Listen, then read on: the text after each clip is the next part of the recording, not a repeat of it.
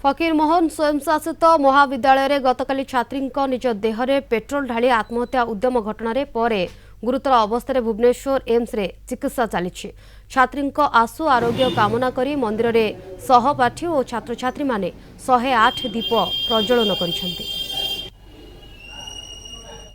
आज सकाळू 8:30 9टा भितर आसिक मंदिर में 108 दीप प्रज्वलन करुचु। काली घटना समस्ते बहुत दुखी अच्छा कार भी मन ठीक ना एति प्रार्थना करुचु जहाँ तो आम स्वामी आम पाक पुणी थे जमी थी सेमती फेरी आसु सुस्थ हो फेरी आसु एति भगवान को प्रार्थना।